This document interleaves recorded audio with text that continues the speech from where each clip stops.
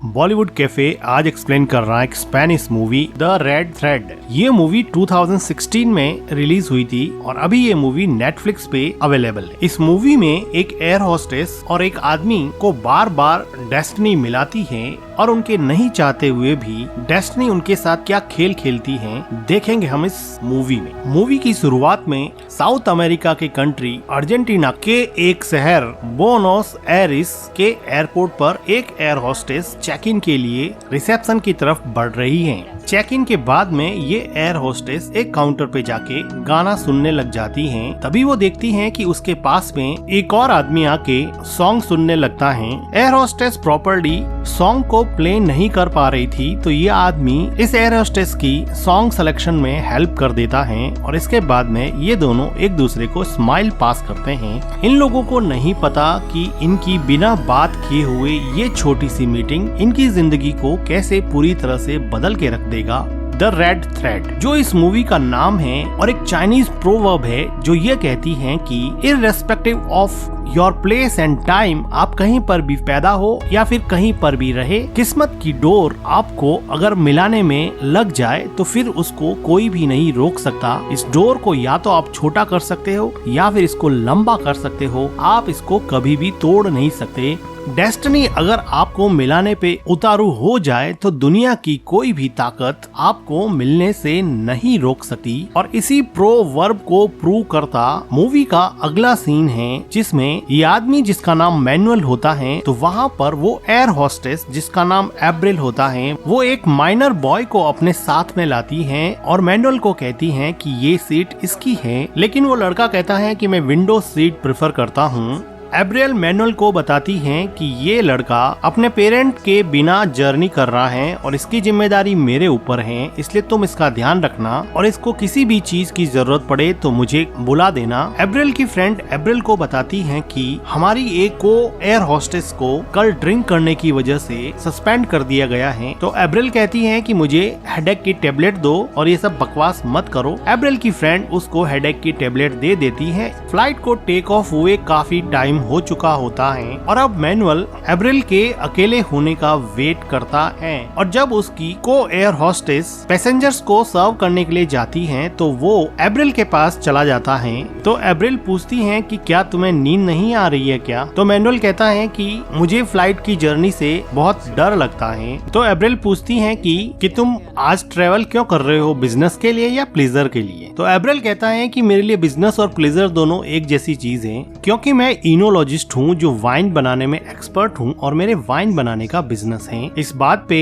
Abril थोड़ी मुस्कुरा देती हैं और वो देखती हैं कि उसके पास में ही उसकी को एयर होस्टेस अपने किसी फ्रेंड के साथ रोमांटिक हो रही थी, जिसको देखकर ये दोनों एक दूसरे के सामने स्माइल पास करते हैं। ये दोनों मिलके कुछ देर और बातें करते हैं, तभी फ्लाइट में एक जर्क आता है। तो मैनुअल पूछता है कि क्या ये नॉर्मल है? तो एब्रिल कहती है कि ये बिल्कुल नॉर्मल है, फ्लाइट में ऐसा होता रहता है। तो मैनुअल एब्रिल को इशारे में कहता है कि क्या हम दोनों किस करे तो वो भी नॉर्मल होगा क्या? तभी वो एयर होस्टेस जो अंदर अपने फ्रेंड के साथ रोमांटिक हो रही थी वो बाहर आ जाती है। तो फिर मैनुअल वहाँ से चला जाता है और एब्रिल भी अपनी जगह पे बैठ जाती है। थोड़ी देर बाद में मैनुअल फिर देखता है कि वो दूसरी एयर होस्टेस पैसेंजर्स को सर्व करने के लिए चली गई है। तो वो फिर से एब्रिल के पास जाता है। तो एब्रिल कहती है कि यहाँ पे बार बार मत आओ, कोई तुम्हें देख लेगा और मुझे काम भी करना है। तो मैनुअल उसको पूछता है कि तुम्हारी बॉडी पे ये टैटूज कैसे हैं? तो एब्रिल अपनी बॉडी पे बने हुए टैटूज मैनुअल को दिखाती है। एक टैटू को दिखाते हुए वो कहती है कि ये मेरे एक्स बॉयफ्रेंड की निशानी है। एब्रिल मैनुअल को एक टैटू अपने थाइस पे बना होता है वो भी दिखाती है। इसके बाद में एब्रिल मैनुअल को अपनी सीट पे जाने के लिए कहती है, लेकिन किस्मत की डोर इनको मिलाने में जुटी थी। तभी वहाँ पर फ्लाइट में एक जर्क आता है और ये दोनों एक दूसरे से वापस टकरा जाते हैं और अब ये एक दूसरे को बिल्कुल भी रजिस्ट नहीं कर पा रहे हैं और दोनों मिलके यहाँ पे किस करते हैं। इसके बाद में मैनुअल एब्रिल से कहता है कि फ्लाइट लैंड होने के बाद में क्या तुम मेरे साथ लंच करोगी क्या? तो एब्रिल कहती है कि मैं तुम्हारा वेट करूंगी, तुम मुझे कस्टम क्लियरेंस के बाद में मिलना। इसके बाद में मैनुअल वहाँ से चला जाता है, फ्लाइट लैंड करती है। अब मैनुअल और एब्रिल दोनों ही बाहर मिलने के लिए एक्साइटेड थे। एब्रिल की सारी फ्रेंड चली जाती हैं। एब्रिल मैनुअल के क्लियरेंस का वेट करती हैं और उसको लाइन में खड़ा हुआ देखती हैं। लेकिन डेस्टिनी ने यहाँ पर फिर एक बहुत बड़ा रोल प्ले किया और यहाँ एयरपोर्ट पर कस्टम में बहुत बड़ा इश्यू हो जाता है, इसलिए यहाँ पर सबका क्लियरेंस थोड़ी देर के लिए रोक दिया जाता है और सिक्योरिटी सभी पैसेंजर्स को वेट करने के लिए कहती हैं और किसी को भी क्लियर नहीं करती हैं, जिसकी वजह से अब एब्रिल मैनुअल का वेट करती ही रह जाती हैं और ये दोनों यहाँ पे नहीं मिल पाते। इन लोगों ने किसी भी तरह का फोन नंबर, ईमेल आईडी या कोई भी कांटेक्ट नहीं लिया था, जिसकी वजह से ये एक दूसरे को कांटेक्ट नहीं कर पाते हैं और देखते ही देखते 7 साल बीत जाते हैं। अब एब्रिल की शादी हो चुकी होती है। उसका हस्बैंड ब्रूनो जो एक म्यूजिकल रॉक स्टार है और इस हैप्पी कपल का एक 3 साल का बेटा है फेलिक्स। एब्रिल अब मैनुअल को पूरी तरह से भूल चुकी है। वो अपने बेटे और अपने हस्बैंड ब्रूनो के साथ बहुत खुश हैं। दूसरी तरफ मैनुअल की भी शादी हो चुकी है। उसकी वाइफ लॉरा एक फेमस प्रोफेशनल फोटोग्राफर है और इस हैप्पी कपल की भी एक डॉटर है। मैनुअल की वाइफ लॉरा मैनुअल को हद से ज्यादा प्यार करती हैं। ठीक उसी तरह एब्रिल का हस्बैंड भी एब्रिल को बहुत प्यार करता है और एब्रिल का हस्बैंड ब्रूनो भी एक रॉक स्टार होता है, इसलिए ब्रूनो को भी काफी जर्नी करनी पड़ती थी। इसलिए ब्रूनो और एब्रिल अक्सर अलग अलग फ्लाइट्स में ही घुमा करते थे। आज ये दोनों मिलके फिर अलग अलग फ्लाइट्स ले रहे हैं। एब्रिल और ब्रूनो दोनों एक दूसरे से अलग नहीं होना चाहते हैं, लेकिन इनको काम की वजह से अलग अलग निकलना ही पड़ेगा और वो कोलंबिया के एक शहर कार्टाजीना के लिए निकल जाती हैं। लेकिन किस्मत का धागा एब्रिल को आखिर तो मैनुअल से बांधना चाहता था, तो इधर मैनुअल भी कोलंबिया के इसी शहर में आने के लिए रवाना हो रहा था। कोलंबिया में लैंड होने के बाद में एब्रिल और एब्रिल की फ्रेंड उसके कैप्टन के साथ होटल में अपनी बुकिंग करवा रहे थे। तभी वो देखती है कि उसी होटल में रिसेप्शन पर मैनुअल भी बुकिंग करवाने आया हुआ है और किस्मत की डोर ने इनको फिर एक बार 7 साल बाद में आमने सामने लाके खड़ा कर दिया। एब्रिल मैनुअल से बिना बात किए हुई वहाँ से जाने लगती है, तो मैनुअल उसके पीछे जाके एब्रिल से बात करता है और कहता है कि भूल गई क्या। लेकिन एब्रिल कहती है कि जानती हूँ तुम इनोलॉजिस्ट हो ना, जो वाइन का बिजनेस करते हो, मुझे पूरी तरह से याद है। फिर एब्रिल वहाँ से जाने लगती है तो मैनुअल कहता है कि तुम ऐसे नहीं जा सकती हो, हमने एक दूसरे को बहुत ढूंढा था लेकिन हम एक दूसरे को मिल नहीं पाए, कम से कम अब ऊपर रूफटॉप रेस्टोरेंट पे चल के मेरे साथ लंच तो करना बनता ही है।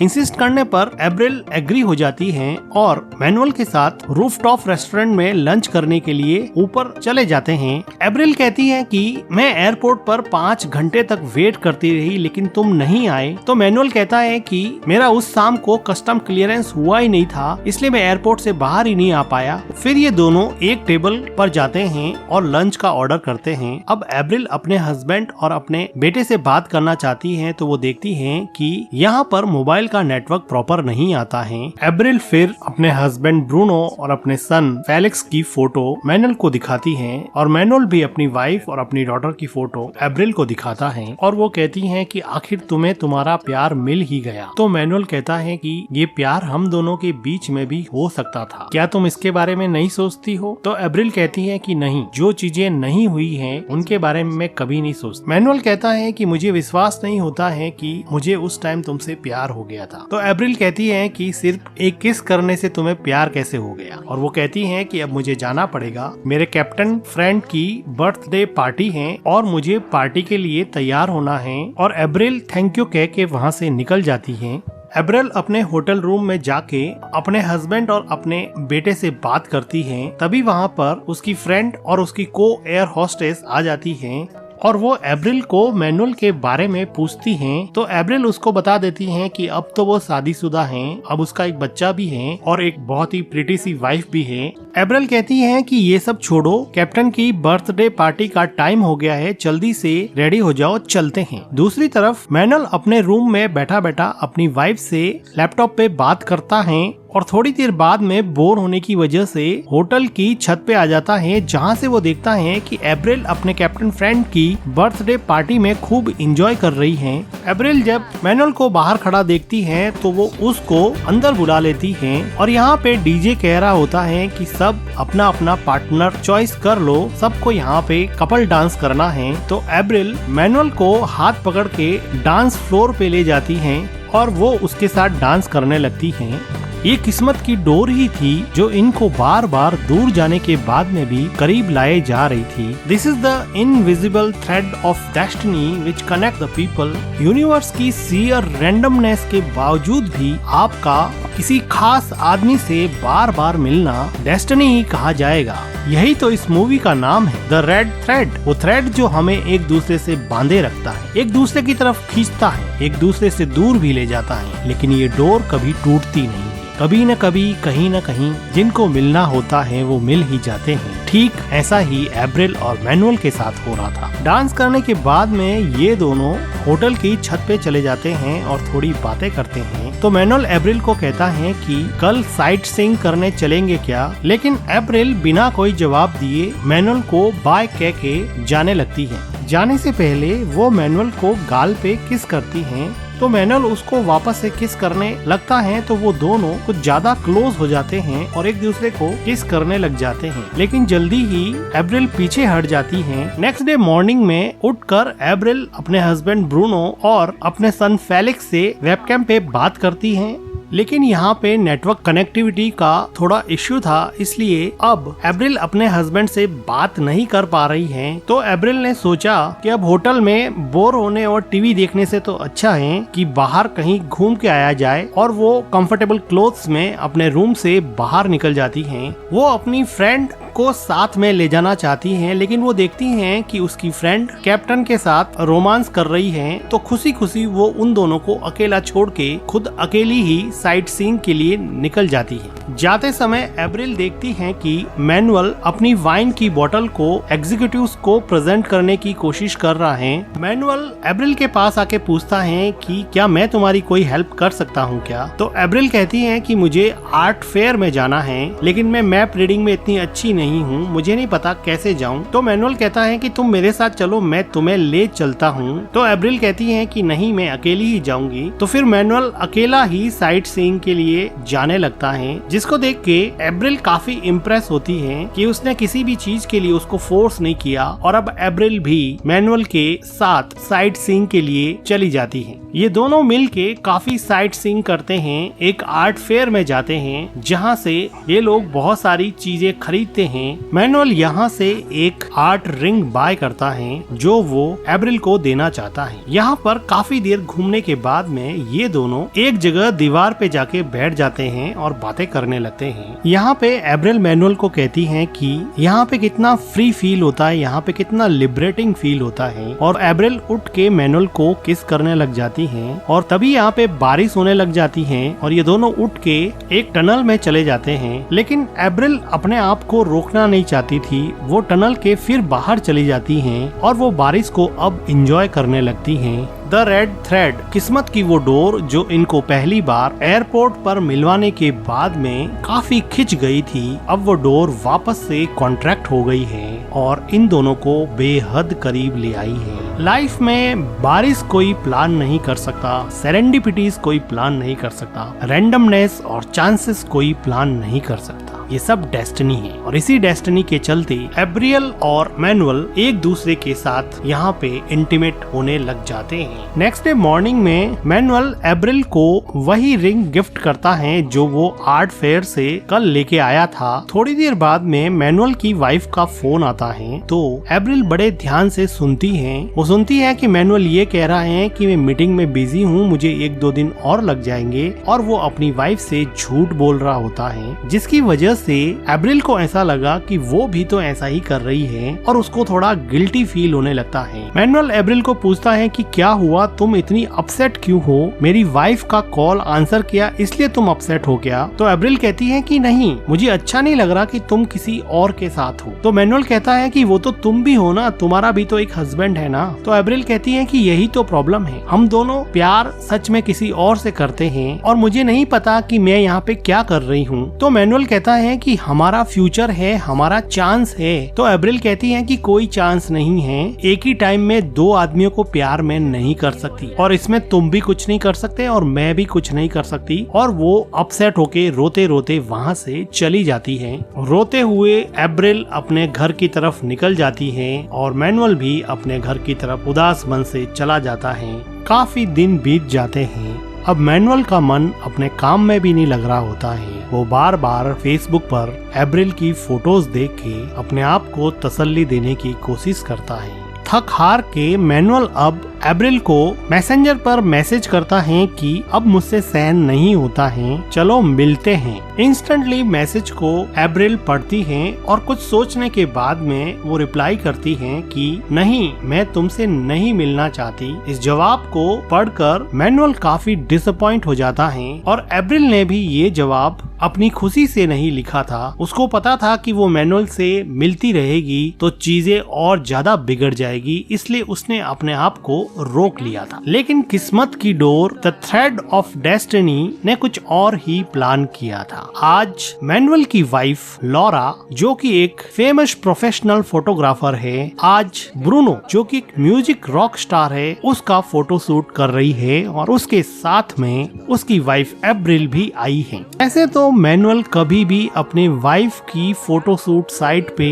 नहीं आता है, लेकिन आज उसकी एक फ्लाइट कैंसिल हो गई है, इसलिए वो यहाँ पर आ गया है और किस्मत की डोर ने फिर से एब्रिल और मैनुअल को एक ही जगह पे लाकर खड़ा कर दिया है। मैनुअल की वाइफ लॉरा मैनुअल को एब्रिल और उसके हस्बैंड से इंट्रोड्यूस करवाती है। उसको क्या पता कि एब्रिल और मैनुअल तो पहले से ही एक दूसरे को जानते हैं। ब्रूनो और लॉरा फोटो शूट में बिजी हो जाते हैं तो इधर मैनुअल और एब्रिल आपस में बात करने लगते हैं। तो एब्रिल पूछती है कि तुम यहाँ पे आए ही क्यों? मैंने तुम्हें मना किया था ना कि मैं तुमसे नहीं मिलना चाहती। लेकिन मैनुअल कहाँ मानने वाला था, वो एब्रिल के साथ थोड़ा रोमांटिक होने लगता है तो एब्रिल उसको रोक देती है। तो मैनुअल कहता है कि यहाँ से कुछ भी एक्सक्यूज करके निकल जाते हैं, मेरे साथ तुम होटल रूम में चलो। तो ये सुन के एब्रिल को थोड़ा गुस्सा आता है और वो वहाँ से चली जाती हैं और मैनुअल वहाँ से अपने होटल रूम में चला जाता है। लेकिन एब्रिल से भी कंट्रोल हो नहीं रहा था तो वो फाइनली मैनुअल के रूम में जाती है और उसके साथ इंटीमेट होती है। तभी वहाँ पे फोन रिंग करने लगता है और जब एब्रिल फोन पिक करती है तो उसको पता चलता है कि उसके फोन पे 20 मिस कॉल आए हुए हैं जो उसने पिक नहीं किए क्योंकि वो मैनुअल के साथ रोमांटिक हो रही थी। आज वो अपने बेटे फेलिक्स को स्कूल से पिक करने जाने वाली थी, लेकिन बीच में मैनुअल आ गया और वो उसके साथ रोमांटिक होने के चक्कर में अपने बच्चे को स्कूल से पिक करना भूल गई। तो उसकी टीचर ने एब्रिल को बहुत बार कॉल किए और फाइनली उसने फेलिक्स के डैड ब्रूनो को बुला के फेलिक्स को स्कूल से पिक करवाया। अब एब्रिल इस बात से बहुत डर जाती है कि वो मैनुअल के साथ रोमांटिक होने के चक्कर में किस तरह अपनी फैमिली को खतरे में डाल रही है। अब एब्रिल रोते हुए अपने घर पे जाती है और घर पर जाकर एब्रिल अपने बेटे फेलिक्स को देखती है कि वो सो रहा है। तो अब एब्रिल को अपनी गलती का एहसास हुआ। दूसरी तरफ मैनुअल की वाइफ लॉरा फोटोशूट साइट पे उसके द्वारा ली हुई मैनुअल और एब्रिल की कुछ फोटो वो मैनुअल को बताती है और एक स्पेसिफिक फोटो को जूम करके दिखाती हैं जिसमें मैनुअल काफी इंटेंस होके एब्रिल की तरफ देख रहा था। अब लॉरा एक प्रोफेशनल फोटोग्राफर थी, वो किसी की भी फेस रीडिंग कर सकती थी, वो चेहरे पे आए इमोशंस को इजीली पढ़ लेती और उसको अब पता चल गया कि एब्रिल और मैनुअल के बीच में अफेयर चल रहा है। तो वो लॉरा को कहता है कि मैं तुम्हें ये सब बताने ही वाला था। तो लॉरा कहती है कि क्या मतलब है बताने ही वाला था? मतलब तुम किसी से भी मिले, तुम्हें प्यार हो गया, तुम उसके प्यार में पड़ गए और मेरा टाइम खत्म। तो मैनुअल कहता है कि देखो ऐसी चीजें कभी कभी हो जाती हैं, दीज थिंग्स हैपन। तो लॉरा कहती है कि मेरे साथ तो नहीं होती, ऐसी चीजें तुम्हारे साथ ही क्यों होती है? मुझसे ज्यादा प्यार करने वाली औरत तुम्हें जिंदगी में कभी नहीं मिलेगी, और वो वहाँ से चली जाती है। दूसरी तरफ एब्रिल भी अपने घर में बहुत दुखी होती है। ना तो वो मैनुअल के साथ ओपनली रह सकती है और ना ही क्लियरली अपने हस्बैंड को उसके बारे में बता सकती है। वो अंदर ही अंदर घुट रही होती है। उसको बार बार परेशान और रोता हुआ देख के उसका हस्बैंड ब्रूनो कहता है कि तुम बताओ तुम्हारे साथ क्या हुआ है, तुम इतनी परेशान क्यों रहती हो, तुम मुझे क्लियरली बताती क्यों नहीं हो। बहुत ज्यादा इंसिस्ट करने पर अब एब्रिल कह देती है कि उसने झूठ बोला था। वो उस दिन उसके बेटे फेलिक्स को इसलिए लेने नहीं गई थी क्योंकि वो एक आदमी मैनुअल के साथ रोमांटिक हो रही थी और काफी टाइम से उसके साथ रिलेशन में है। ये सुन के ब्रूनो काफी शॉक हो जाता है और वो कहती है कि मैं यहाँ से जा रही हूँ, मैं सब कुछ छोड़ के यहाँ से जा रही हूँ। तो उसका हस्बैंड ब्रूनो कहता है कि तुम्हें जहाँ जाना है तुम जा सकती हो, मैं तुम्हें नहीं रोकूंगा, लेकिन मैं तुम्हें कभी माफ नहीं करूंगा और ना ही फेलिक्स तुम्हें कभी माफ कर पाएगा। इस बात पे एब्रिल बहुत रोती है, लेकिन वो नहीं चाहते हुए भी अब घर को छोड़ के जा रही थी। वो टेक्स्ट करके मैनुअल को एयरपोर्ट पे बुलाती है और भारी मन से अपने हस्बैंड की तरफ देखते हुए टैक्सी में बैठ जाती है और हमेशा हमेशा के लिए मैनुअल के साथ रहने के लिए निकल पड़ती है। लेकिन डेस्टिनी को कुछ और ही मंजूर था। अब मैनुअल एयरपोर्ट पे पहुंच चुका है और भारी मन से रोते हुए एब्रिल भी एयरपोर्ट पर पहुंच गई है। एब्रिल कार में बैठी बैठी मैनुअल को देख के बहुत रोती है। उसको समझ में नहीं आ रहा कि वो क्या करे। वो अपने हस्बैंड और बेटे को छोड़ के आई है और मैनुअल के साथ नई जिंदगी शुरू करना चाहती है। ये वही सपना है जो उसने कई सालों पहले अपने हस्बैंड के साथ भी देखा था। अब वो एक नई खुशी की तलाश में अपनी सारी दुनिया छोड़ के निकल पड़ी है। भारी मन से हिम्मत बटोर कर एब्रिल मैनुअल को मैसेज करती है कि मैं आज तुमसे नहीं मिल सकती।